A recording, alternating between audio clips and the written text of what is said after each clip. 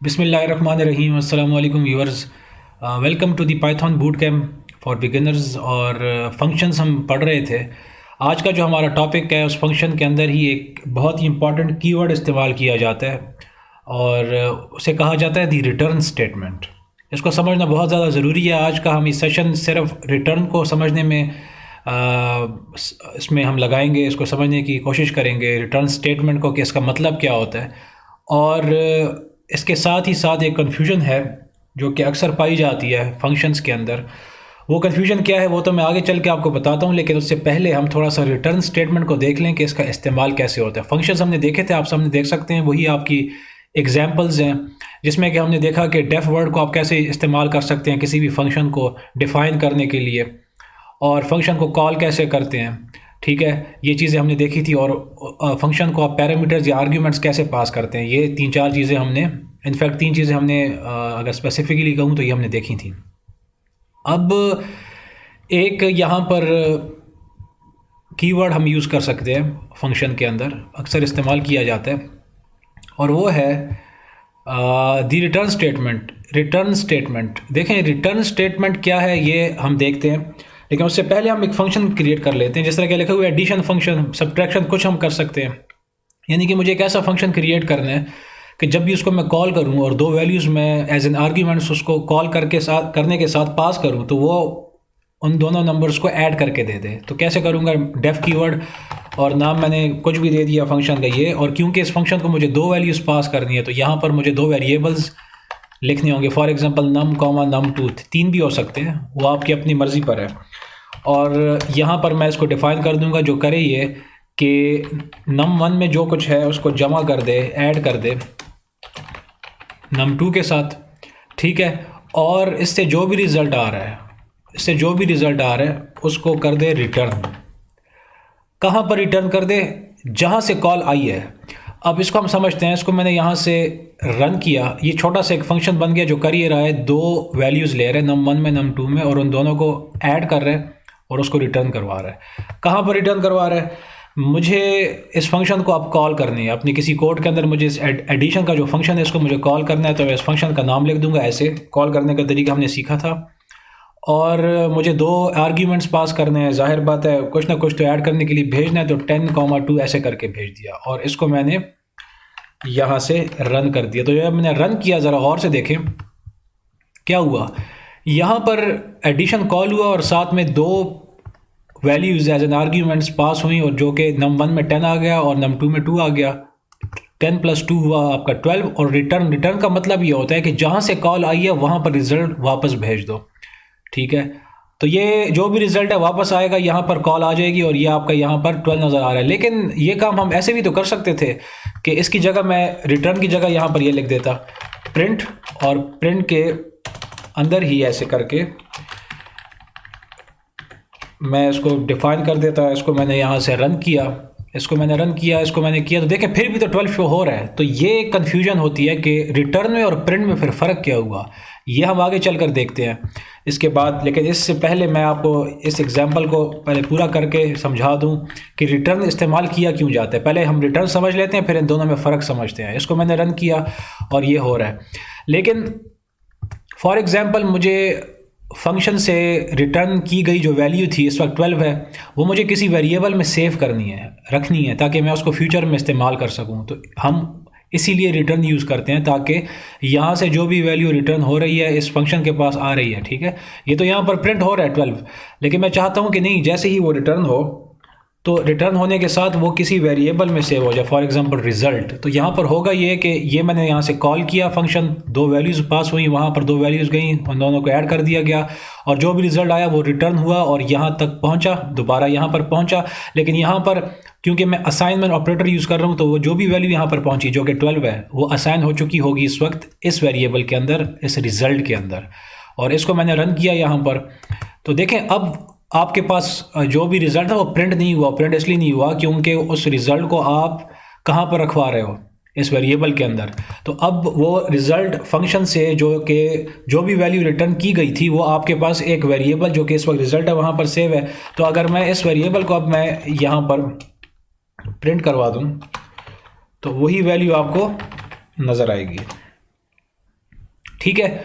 और अब इस वेरिएबल को आप फ्यूचर के लिए भी इस्तेमाल कर सकते हैं, एज अ फ्यूचर यूज़ भी कर सकते हो, जो कि आप प्रिंट के उसमें नहीं कर सकते थे। वो अभी हम जाके चल के देखते हैं। यहाँ पर एक थोड़ा सा हम मज़ीद इस फंक्शन को दोबारा कॉल करते हैं। फॉर एग्जांपल इस फंक्शन को मैंने कॉल किया ऐसे करके एडिशन, और यहाँ पर मैंने नंबर्स की बजाय दो स्ट्रिंग्स भेज दिए, num1 num2। ये थोड़ा सा देखिएगा इसमें क्या फ़र्क होता है। और फंक्शन कॉल किया, अब एज एन आर्ग्यूमेंट दो स्ट्रिंग्स जा रहे हैं। तो देखें क्या हुआ, क्या है यहाँ पर, ये स्ट्रिंग है, ये स्ट्रिंग है। जब यहाँ से फंक्शन कॉल हुआ, इस फंक्शन को दोबारा हमने इस्तेमाल किया। पहले हमने नंबर्स के लिए इस्तेमाल किया, अब दो स्ट्रिंग्स के लिए इस्तेमाल कर रहे हैं। तो num1 जो वेरिएबल था उसके अंदर ये स्ट्रिंग आ गया। याद रखें, स्ट्रिंग है, ये वेरिएबल नहीं है, ये वेरिएबल है। ये बारीक कॉन्सेप्ट्स हैं, ये स्टार्टिंग से जिन्होंने लेक्चर्स देखे हैं तो उनको समझ में चीज़ आनी चाहिए। num2 वेरिएबल के अंदर ये num2 स्ट्रिंग आ चुका है। लेकिन जब यहाँ पर जब ये पहुँचेगा तो होगा ये कि क्योंकि num1 में भी स्ट्रिंग है, num2 में भी स्ट्रिंग है, और स्ट्रिंग के केस में जब एडिशन का साइन आप यूज़ करते हैं तो वो कनकैटिनेशन के लिए इस्तेमाल होता है, ताकि वो दो स्ट्रिंग्स को आपस में जोड़ दे, मिला दे। तो आप देख सकते हो इस कनकैटिनेशन ने उन दो स्ट्रिंग्स को मिला लिया, रिटर्न हुआ, तो तभी आपको नज़र आ रहा है ये num1 num2 कनकैटिनेट हो चुके हुए हैं। ठीक है, तो ये जस्ट थोड़ा सा आपको रिवाइज करवाना था कनकैटिनेशन का कॉन्सेप्ट, कि यहाँ पर भी ये चीज़ इस्तेमाल की जा सकती है। अब आ जाते हैं वो कन्फ्यूजन जो बहुत ज़्यादा पाई जाती है। वो कन्फ्यूजन क्या है, what is the difference between return and print. एक तो ये है ना कि आपने फंक्शन लिखा और फंक्शन के अंदर ही प्रिंट करवा दिया किसी वैल्यू को। एक ये है कि आपने फंक्शन के अंदर वैल्यू प्रिंट नहीं करवाई, बल्कि जहाँ से आपने कॉल की थी वहाँ पर आप दोबारा रिटर्न करवा कर भेज रहे हो किसी भी वैल्यू को। तो अगेन हम यहाँ पर एक फॉर एग्जांपल सब्ट्रैक्शन का एक फंक्शन ले लेते हैं और दो वेरिएबल्स ले लेते हैं, num1 num2, और ये क्या करेगा, रिटर्न, और पहले हम कर लेते हैं प्रिंट के लिए। प्रिंट कर लेगा ये num1 माइनस num2।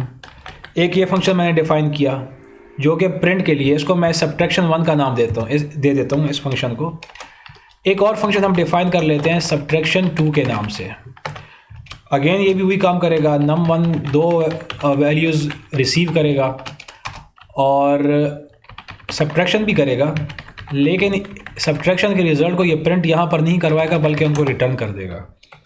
अब ये दो फंक्शंस हैं आपके पास, subtraction1 के नाम से, subtraction2 के नाम से। लेकिन subtraction1 जो है वो उन दोनों नंबर्स को प्रिंट कर रहा है, लेकिन प्रिंट उस फंक्शन के अंदर ही हो रहा है। याद रखें, यहाँ पर subtraction2 का जो फंक्शन है ये भी सब्ट्रैक्ट कर तो रहा है दो नंबर्स को, लेकिन प्रिंट देखें यहाँ पर नहीं हो रहा है, रिटर्न करवा रहा है।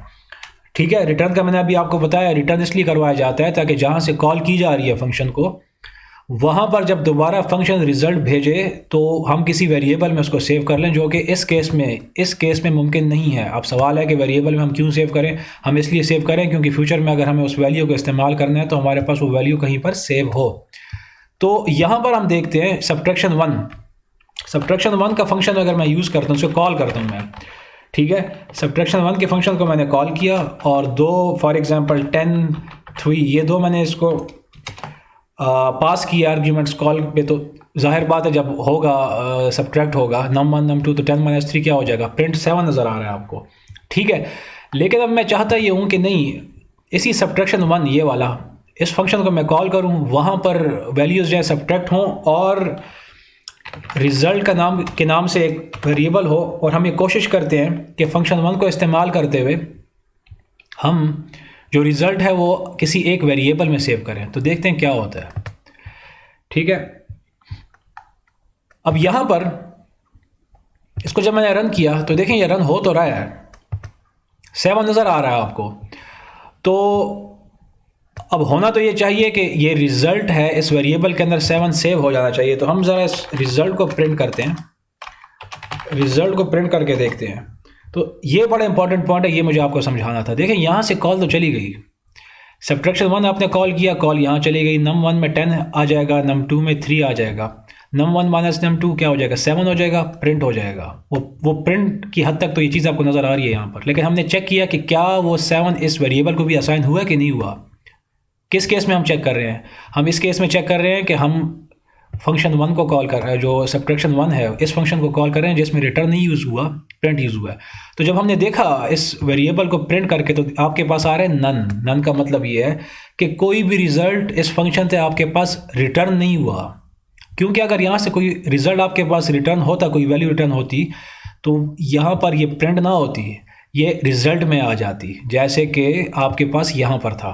अगर आपको याद हो, यहाँ पर जब हमने इसको कॉल किया और इसको किसी वेरिएबल में रखा, तो क्योंकि वो रिटर्न हो रहा था तो यहाँ पर आपके पास वैल्यू थी और यहाँ पर हमें प्रिंट नज़र नहीं आया था उसका जो रिज़ल्ट था, हमें बाकायदा प्रिंट रिज़ल्ट करके चेक करना पड़ा था।